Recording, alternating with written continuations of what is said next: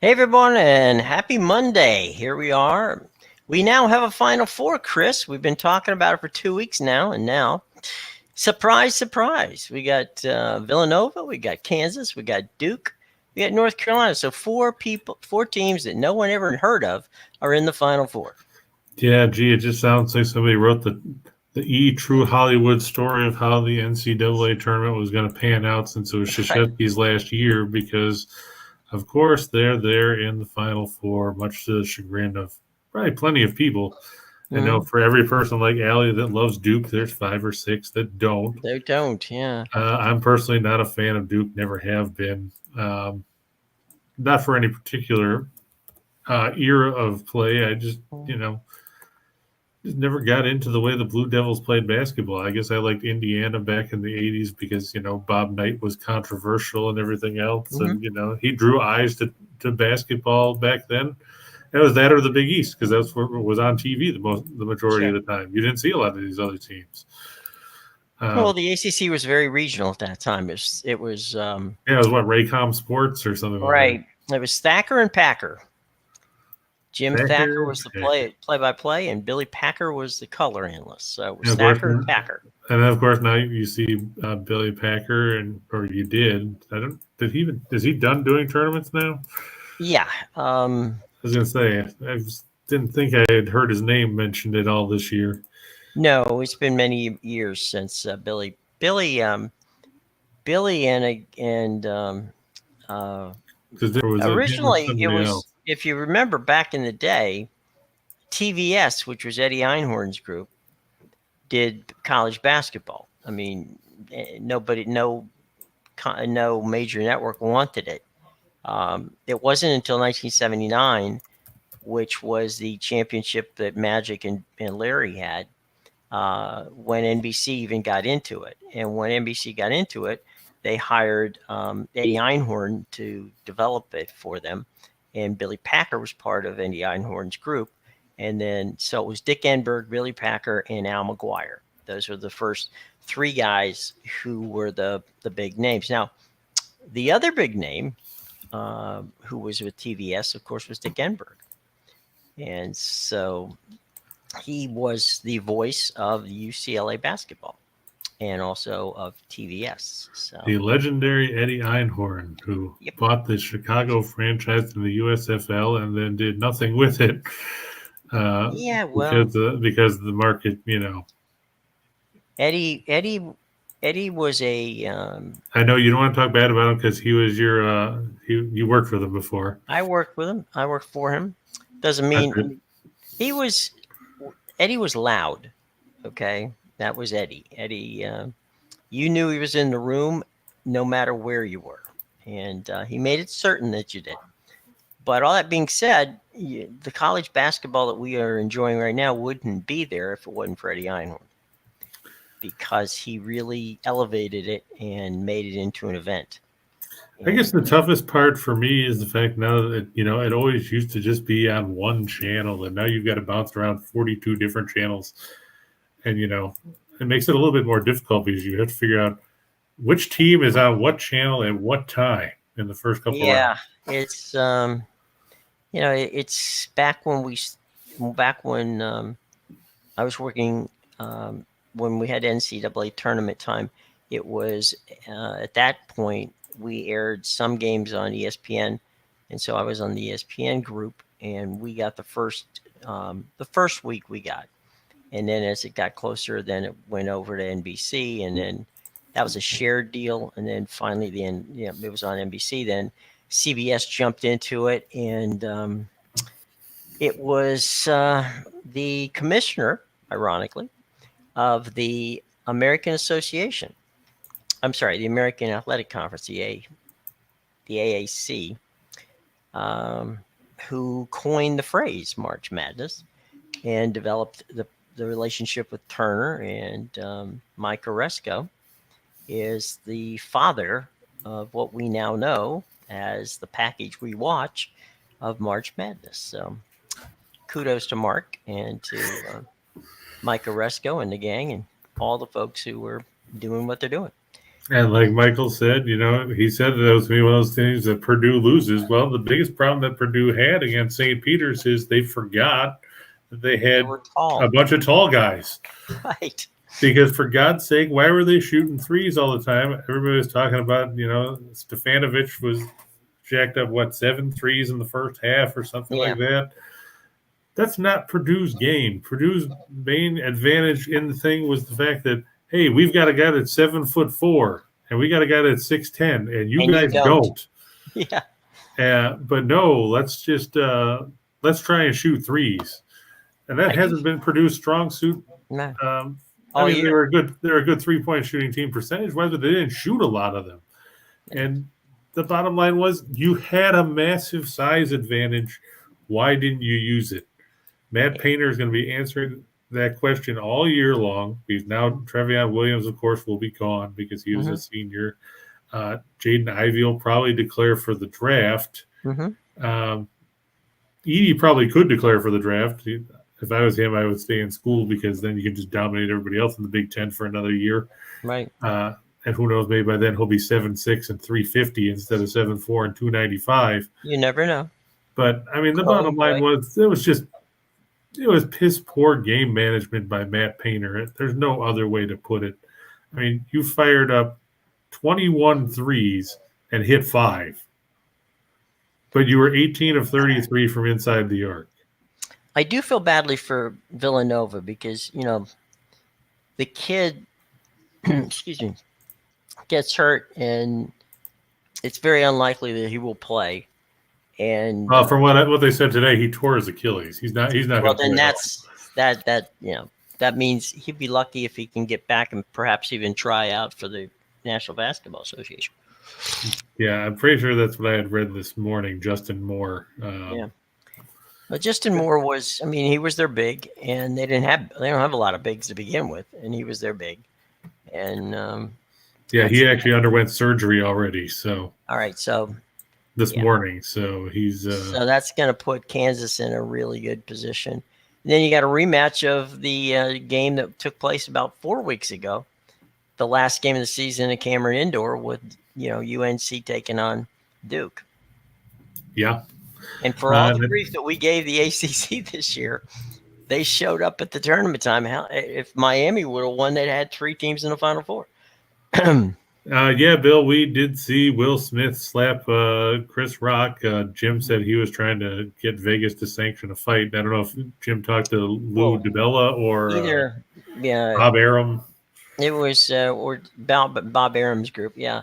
The problem with that is that either Will's going to have to come down in weight or Chris is going to have to come up in weight because they're not exactly the same size. So wonder if he'd have done that if The Rock had made that joke. And we'll see. If that was the case, we would have been having a eulogy for Will Smith today as opposed to... It would have been a memorial service, yes. So anyway, that was kind of took over from pretty much everything else, which is kind of silly this morning. But I guess everybody had a good weekend. They all must have won. That's a tough one, Nathan. I know that Miami played well for a half yesterday. They did. Yeah, had you chased it for the first half and not switched to the last second, you would have been good. Too bad you didn't take Kansas for the second half instead of the first, because that second half was a slaughter. That was a clinic. And Sly said somewhere, Juwan Howard is laughing. Well, look at it this way. He didn't slap Chris Rock, so there's that, which is a good thing. And it is what it is. We do our best, and that's what we can do. And we got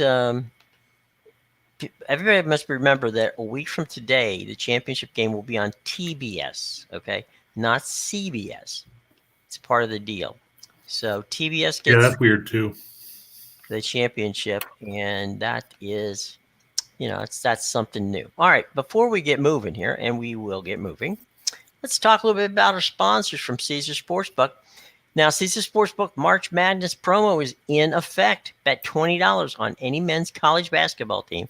Get $200 free if free bet, I'm sorry, if your team scores a single point. Now, chances are very good that unless you're shooting from three like St. Peter's did the other day, you will score a point. So odds boosts and profit boosts do not qualify for this event. You must use the promo code, which is down in our box below, which is WAW, Winners and Winers, MAR, the first three letters of the month of March, and the number 2. All right, so all that's in the show box below. Remember that you must be 21 years of age to play, and always, always, always bet responsibly. Okay, so here we go to the big board. And on the big board today, the South Alabama Jaguars and the Coastal Carolina Chanticleers. It's the semifinals of the basketball classic. I know everybody's thrilled about it because those are the 2 games on the slate today. Toughest ticket to get. Yeah, tomorrow's the NIT. So maybe that'll be a little more entertaining because there'll be teams that people have actually paid some attention to during the course of the year. Because that'll have St. Bonaventure and Xavier and Texas A&M, and I forgot who the 4th team is, so they're probably not important. Do you know who the 4th team in the NIT is, Jim? I was afraid you were going to ask. I'll look it up while we're... Well, I can pull it up here real quick. I got it. As I say, I still have Ken Palm open, so... Texas A&M is playing Washington State. That's right. Oh, Washington State. Okay. Yeah, because they beat BYU, among other teams. But in this one, this line has actually moved quite a bit. It was South Alabama by 3.5 yesterday. It's down to a pick 'em now, but this game's coming to you from the Mitchell Center in Mobile. It's going to be Mobile, Alabama. Yep. So the Chants 18-13, 8-8 in the Sun Belt. Funnily enough, these were both Sun Belt teams. They're 4-5 on the road. The Jags 21-11. They're 9-7 in the conference. They were 15-2 at home. These teams met in February in Mobile, with South Alabama picking up a 71-68 victory in the lone meeting this season. Both teams are good defensively. The Jaguars 159th in scoring offense, 71.7 points a game. They're 63rd in field goal percentage, 71st inside the arc. They don't shoot a lot of threes, which is good because they don't shoot them overly well. And they struggle at the charity stripe at 69.6%. They're facing a Coastal Carolina defense that's very good. Cliff Ellis's team 43rd in scoring defense, 64.6. 4th in field goal percentage defense at 38.4. 48th in 2-point defense. They give up a lot of threes, but team seems to shoot a ton of 3-pointers against them because if you look, they're 293rd in threes allowed at 8.1, but they're 15th in 3-point field goal percentage defense at 29.3%. Offensively, Coastal Carolina 122nd in scoring offense at 72.9, 112th in field goal percentage, 173rd in 2-point shooting, 176th in threes, 68th in 3-point shooting, and they struggle the line as well at 69.4%. Yeah, that line, like I said, might have looked a lot prettier when it was 3 or 3.5, but it's not anywhere like that now. Like I said, it's a pick 'em as of earlier this morning. Could have shifted again for all I know, because I did this about noon or so. Let me just see here if it's shifted any further. Now it's shifted back where South Alabama is favored by 1 or 1.5, depending on which book you go to. Caesars has South Alabama by 1. BetMGM has it by 1.5. But like I said, both teams play good defense. I think it's going to be home court advantage. It's going to be the difference here. The Chants 9-20 in their last 29 after an ATS win, and just 2-5-1 against the spread in their last 8 on the road after 3 or more at home. Like I said, South Alabama won against Coastal Carolina back in mid-February, 71-68 here. Look for them to win another tight one to move on to the TBC Finals. I know everybody's looking forward, has their VCR set to record that one. Right. Break out the Betamax and everything else. Ought to be a good time. It will be. Time to rack up on those Cheetos. All right, so South Alabama's moving on. Who else is moving on? I'm going with I think Fresno State's going to win this game. Nathan wants to know you're right, Chris. Well, like I said, the original line, I had seen it last night and saw it was 3.5. I would have liked it then, probably with Coastal, because anytime you get points is always a plus in some of these tight games. But I guess the Sharps have really driven the line back, so something to watch for. And this one, I think Fresno State will probably win the game outright. Mm-hmm. The weird thing about Fresno State is all of a sudden they decided, now that they're not playing in a tournament that anybody cares about, that they can play offense, because they've scored 83 and 80 points in their 2 tournament games when they barely hit, let me see, they hit 80 points twice in the regular season. And that was against Cal Poly and LIU. Okay. Nobody's really impressed by those 2 teams. No. If they get into a track meet with Southern Utah, they might have trouble because Southern Utah can score. They just can't play defense. You look here, Southern Utah is 21st in scoring offense, 78.6. They're 48th field goal percentage, 32nd inside the arc at 54.8%, 78th in threes at 8.5. They're shooting 34.7% from out there, and they're an average team at the stripe. Fresno State, very good defensively. Not going to take that away from Justin Hudson's team. They're 5th in the country at 59.3. They're 67th field goal percentage defense. They're 109th in 2-point defense. They give 7.1 triples a night. Opposing teams shoot just under 33% from out there. Fresno State, as good as they are defensively, they're terrible offensively. 307 scoring offense, 65.6 points a game. They play at a snail's pace. If you look at the numbers in tempo, Fresno State, 3rd slowest in the nation, 61.5 possessions a game. Southern Utah on the other side, 105th at 68.4 possessions a night. Yeah, if you can get 10, that's even better. I mean, it was 8.5 yesterday, then it went 7.5. Good move. Tim, you're going all the way out to the Spectrum Center. I don't know why some people still call it the Time Warner Cable Arena. I still like Denver. I don't like Charlotte. They're playing, what is the second game of back-to-back? Didn't they play yesterday? I know I watched so many different games over the weekend, so many different scores. They kind of all ran together. I think you're going to enjoy watching the Nuggets. If you're a Nuggets fan, Tim, you'll be happy. If you're, a Hornets fan, maybe not so much. Well, I mean, Tim always bets on a Jokic triple-double, so. Oh, okay. So let's see about that. Gordon Hayward, of course, will not play again for the Nuggets. It'll be the usual suspects are out. Porter Jr., of course, and Murray because they both had surgery.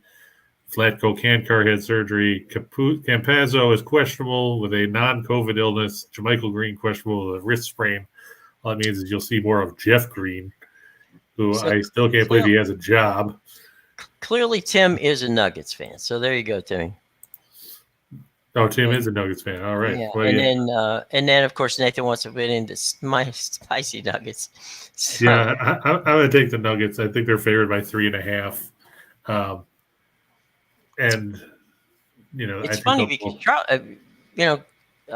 Carolina, Charlotte's been had a nice run there, and then all the wheels fell off.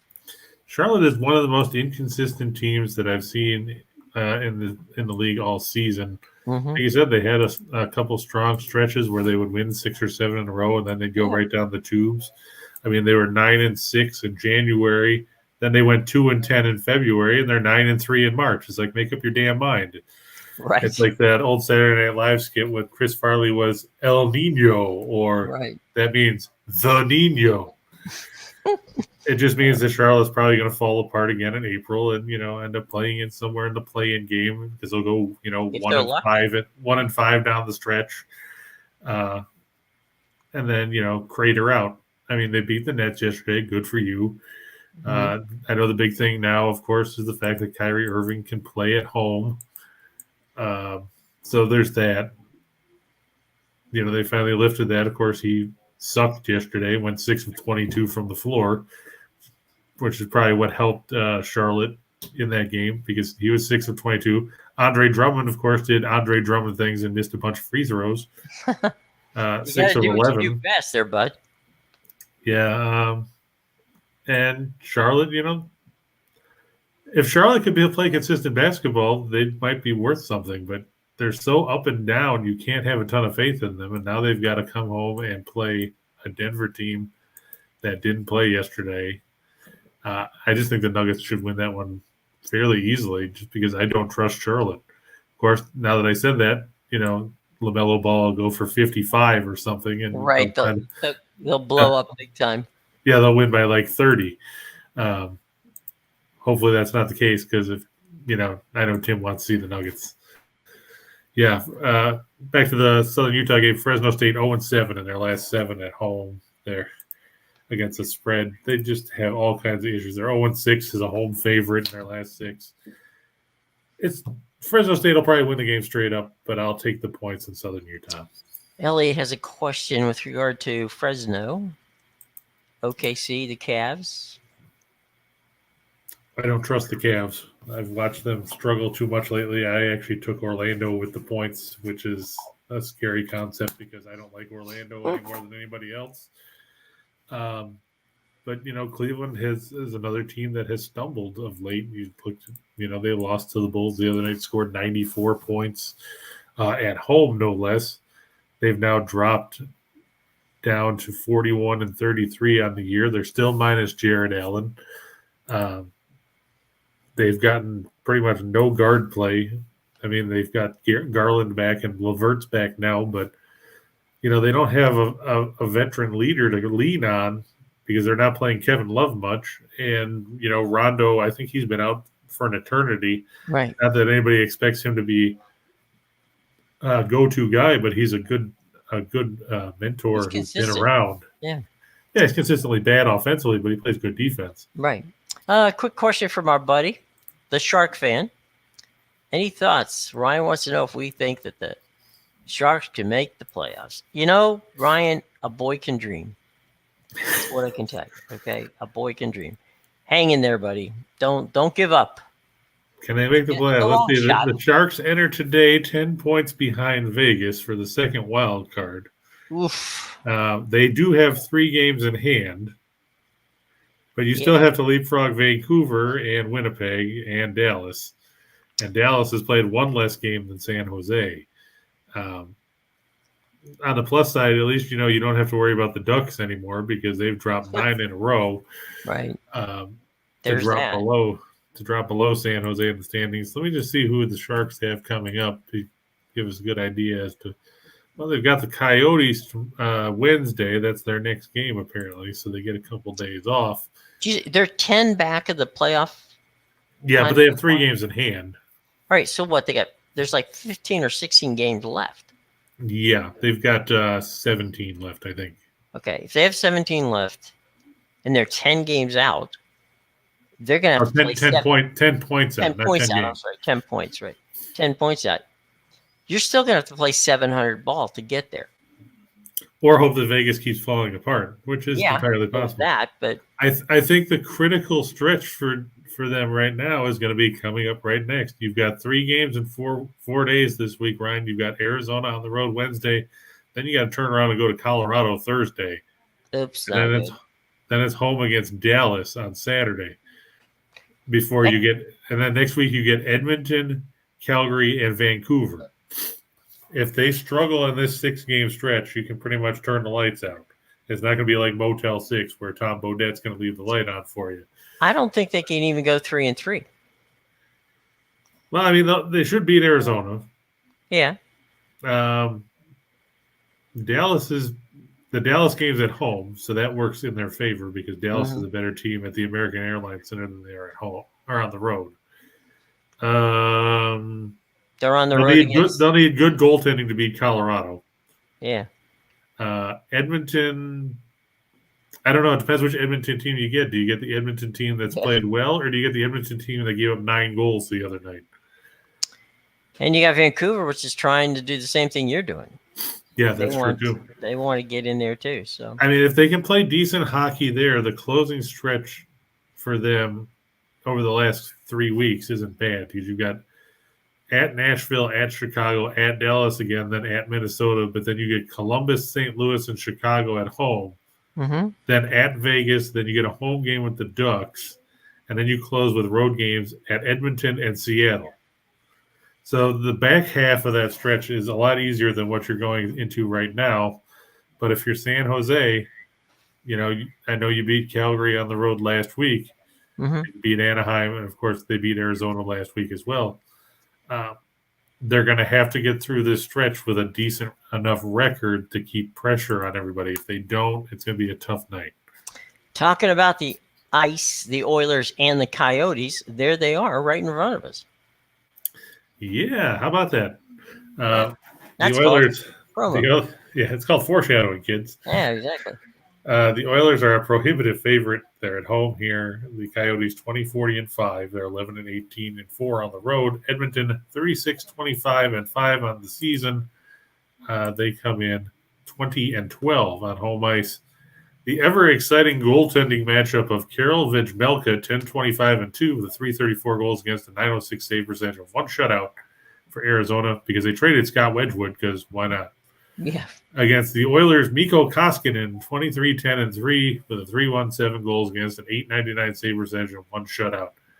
The biggest difference between these teams, because neither one of them has done a great job keeping the puck out of their own net.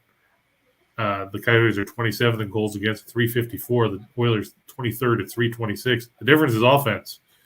Arizona 31st in goals against at 2.55. They slipped back a bit after that hot stretch where they were scoring 4 or 5 goals a night for about 6 games. Meanwhile, Edmonton, 7th in the league in goals for at 339. I guess that's what happens when you have Connor McDavid and Leon Draisaitl leading the way for you. The Oilers are 5-0 in their last 5 as a favorite. They're 5-0 in their last 5 as a home favorite. They're 6-0 in their last 6 at home.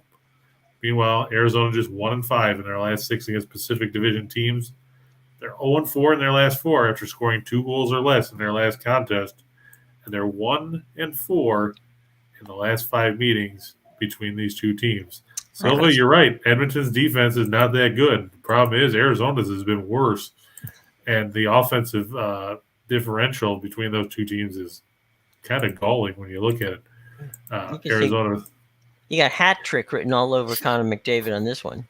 Yeah, Arizona has scored a grand total of, let's see, 167 goals in 65 games this year. Edmonton, meanwhile, has scored 227. So you're talking about almost a full goal per game more over the course of the year for Edmonton. I just think that the offense, plus being at the the Rogers Arena or whatever. Yeah. I still remember the Northlands Coliseum. Shows how old I am. So this might even be a big one for the over, right? It's possible. If this could be a chance for Arizona to break out offensively against a putrid Edmonton defense. Like we said, just gave up 9 to the Flames the other night. Mm-hmm. I looked at that game for a little while, and it was 6-5 at the end of the second intermission. I'm like, well, said to myself, because that's me. Yes. There's no point in looking at any kind of defense in this game because there isn't any. Right. Looking of late, 7 of the last 10 meetings between these teams have actually ended up under the number, but the most recent meeting was a 5-3 Edmonton win on the road on November 24th. So 3 of the last 5 have gone over, but before that there was 5 straight unders. Okay. All right, next up from Edmonton and Arizona, we go to... Do we go to Cleveland? No. Not unless they got a hockey team. They got the crunch. Yeah, that's true. Hurricanes and the Capitals.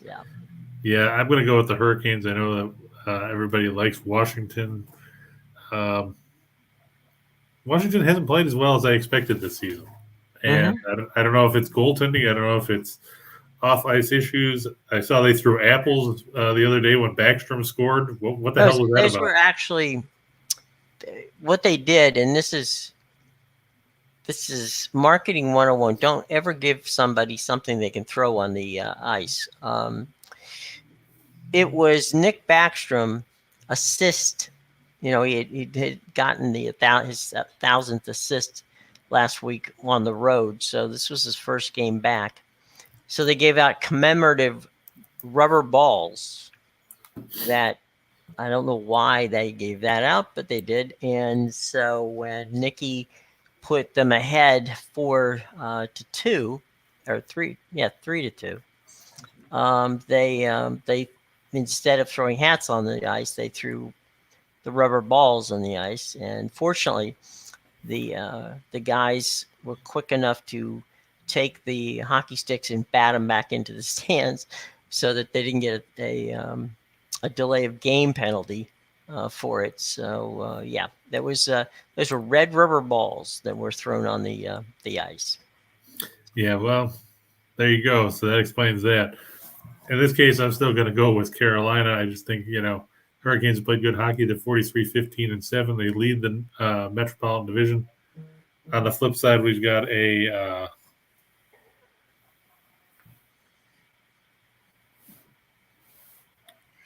Washington team that's 37-20-10, I believe it is. Yeah. Yeah.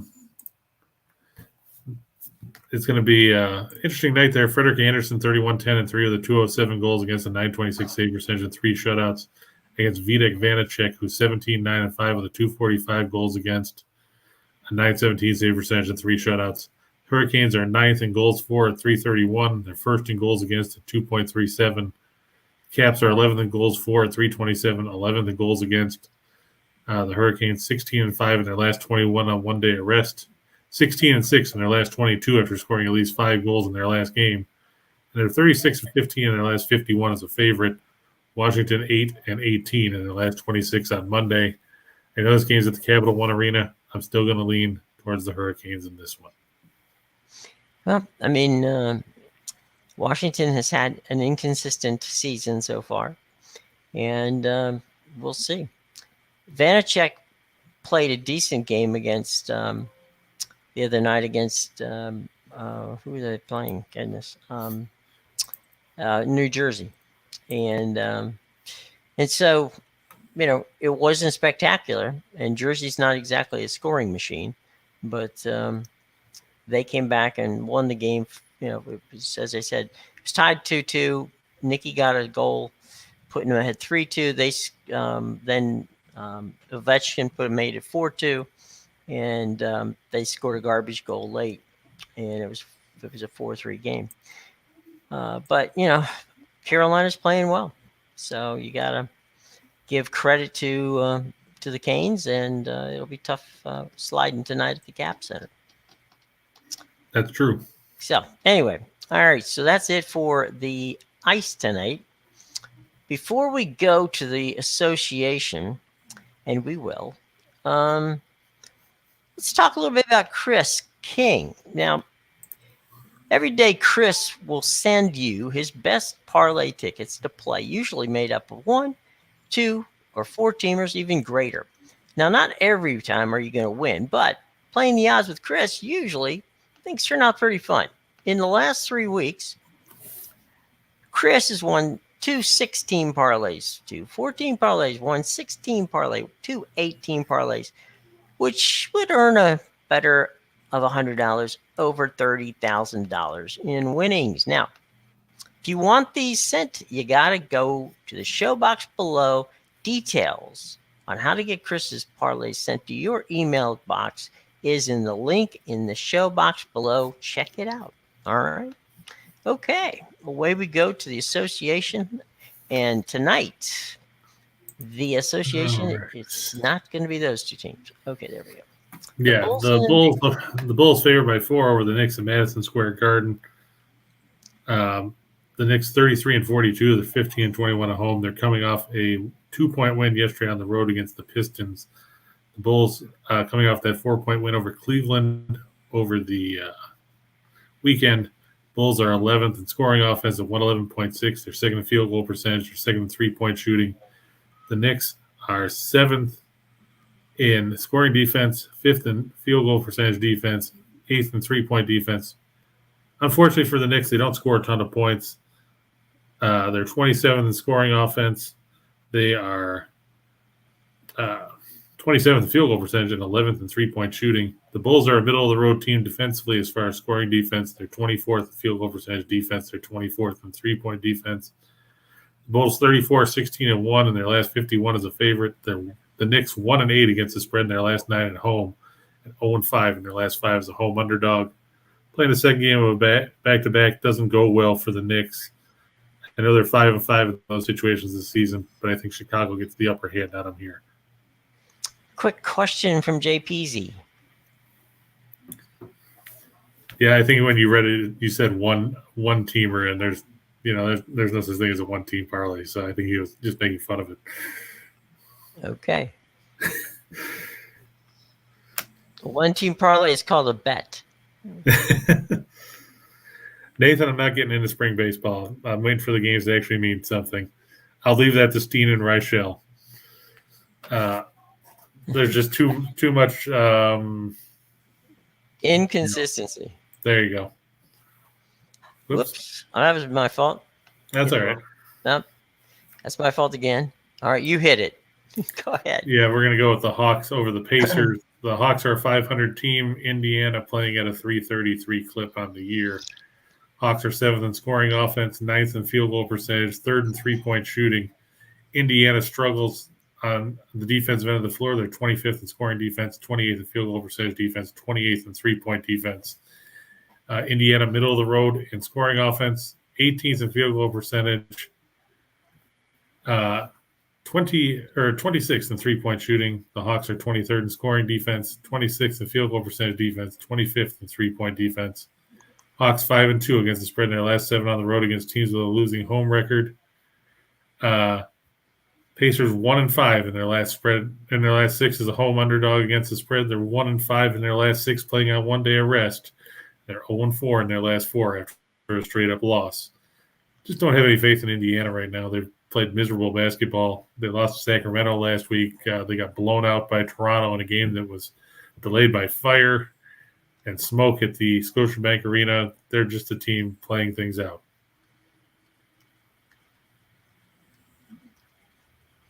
So I'm going to roll with the Hawks with Trae Young and company in this one.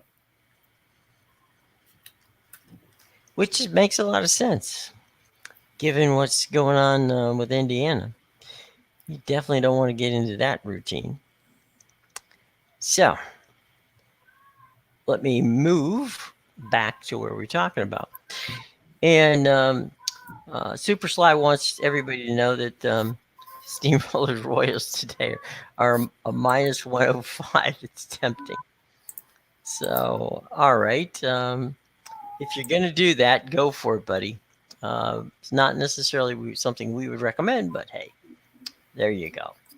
So, all right. We want to go for 2 for the money? Yeah. All right, here we go. Kind of need to zip along here. Yeah. I sent you a message about it, so. Why not? Like I said, the Bulls over the Knicks, pretty much a given, the way the New York has played. I'm going to go with Edmonton over Arizona, like we talked about, the Hawks over the Pacers, and Carolina over Washington. These are all going to work in the favor of, hopefully, the teams we've talked about. Let's look for some better days for some of these teams, because I know that, we've seen the Bulls struggle a bit. They're at least getting healthy again. They're just minus Lonzo Ball. And moving on to 4 for the show. Yeah, I'm going to stick with South Alabama. I know it's the line shifted quite a bit. I just think playing at home is going to work for the Jaguars. Southern Utah over Fresno State with the points. Like I said, if you're going straight up, I would take Fresno State. The money line, I think, is minus 3.25 or something like that. Vancouver, they're going to start Yaroslav Halak tonight against my better judgment. Bruce Boudreau making that decision. The way St. Louis has played lately, they've been getting waxed of late. I'm going to take the Canucks on the road over the Blues. The game means more to Vancouver at this point. And Memphis at home over Golden State. Golden State lost 123-115 at home, or on the road, against Washington yesterday. Now they have to play the second game of back-to-back. They still don't have Curry. They don't have James Wiseman, who's apparently not going to play at all this season now from latest reports. Iguodala is banged up. I know that Morant won't be playing for Memphis, but Memphis has a lot of other weapons that they can use. So I look for the Grizzlies to get the win at home at the FedEx Forum.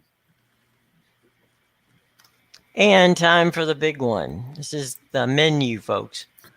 Yeah, I look for Coastal Carolina and South Alabama to stay under the total. Both teams play very good defense.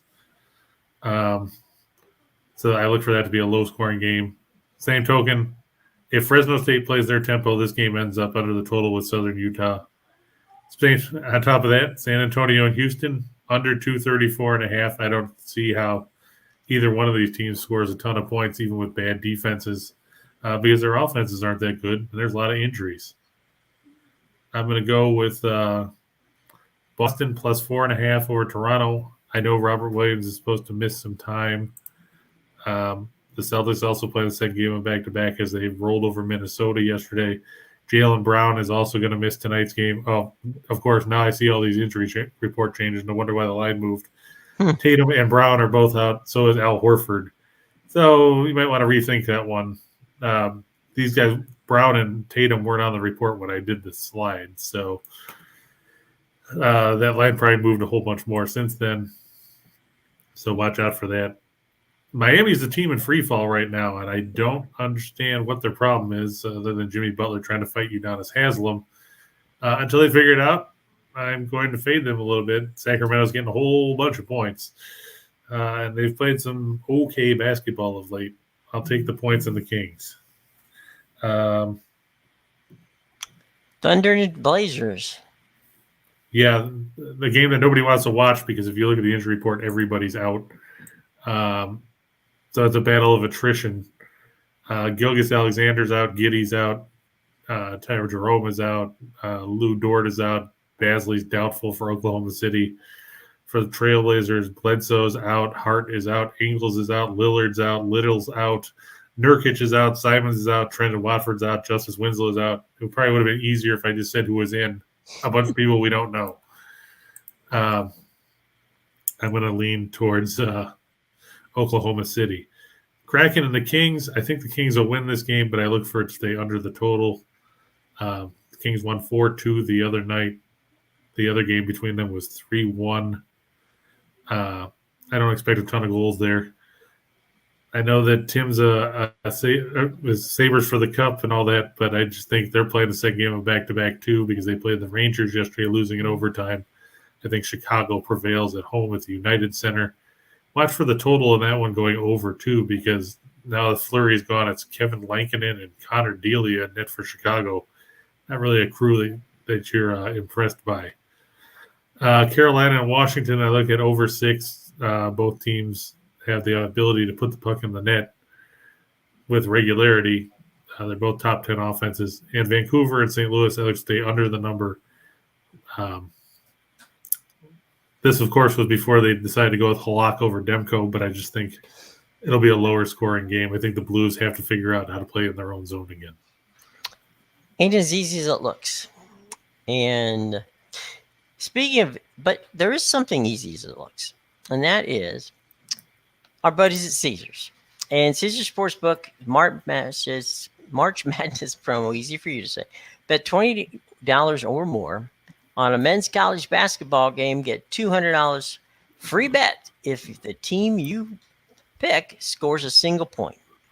Odds boosts and profit boosts do not qualify. You must use the promo code, which of course is WAW, Winners and Winers, MAR, first 3 letters of March, and the number 2, okay?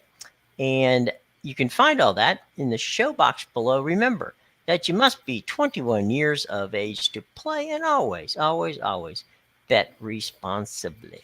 Okay? All right, let's talk a second real quick about our entire network in case you have not yet gotten to see everybody. Well, that's shame on you. All right, the Max Wagers Network begins at noon with Sean Higgs. Then it's Allie Burns from 1 to 2. Then we show up between 2 and 3, as you all know.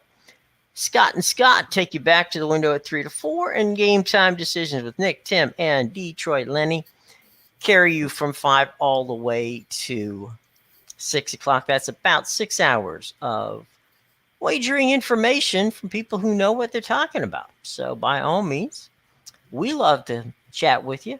Check out our friends. You'll enjoy them as well. All right. Any final thoughts there, Christopher, as we get ready to roll here on a Monday afternoon? No, I think, tomorrow will be a better day with the NIT than it was for college hoops today. But just remember to bet wisely when you place wagers, folks. I don't want to hear how you couldn't pay your rent or your mortgage because you bet a bunch of stuff on a game that meant nothing in the grand scheme of things. Yeah. There's a lot of things going on in this world that you don't need to worry about. But this one, yeah, bet wisely. All right. So, any final questions, class, before we get out of here on a Monday? See anything there, Chris? No, I think we covered everything. We got it all. All right, cool. Yeah. All right, folks. Well, tell you what, we're gonna be moving on. But as I said before, be sure to check out the shows. Scott and Scott coming up in about 15 minutes at 3 o'clock, and then Lenny and the boys will show up at 5. So you still got plenty of stuff to do. If you missed the show, don't worry. You can catch us on the podcast, wherever you get your podcast. And also come back and check out, the show right here on YouTube or on Facebook, whichever you are watching it on. Okay. All right. Until tomorrow, I'm Jim Williams for my buddy Chris King. We shall return tomorrow at 2 o'clock right here on Just Parlays with Chris King.